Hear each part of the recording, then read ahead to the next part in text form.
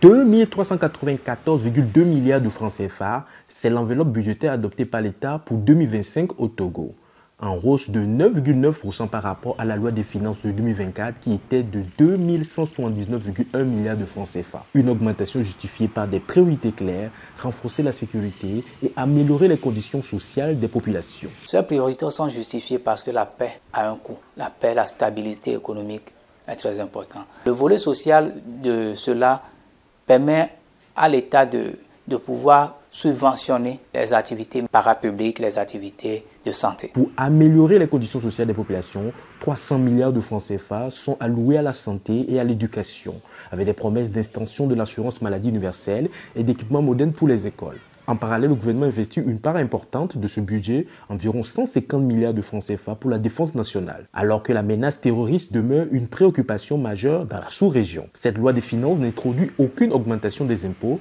mais prévoit une intensification de la collecte des taxes existantes avec exonération sur certaines taxes pour réduire au maximum l'impact de ce budget sur la population. Des réformes de la loi des finances exonèrent lorsque un contribuable, un citoyen lambda, va vers la banque pour faire un prêt pour sa construction de maison, que ce soit le terrain ou la construction de maison, il est exonéré de la taxe sur activité financière à hauteur de 50 millions.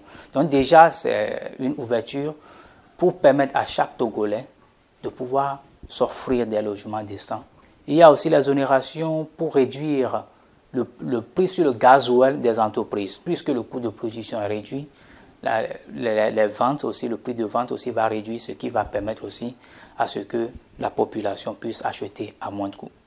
La loi des finances 2025 au Togo met en avant des priorités cruciales comme la sécurité et le social, tout en annonçant des projets d'investissement pour stimuler l'économie.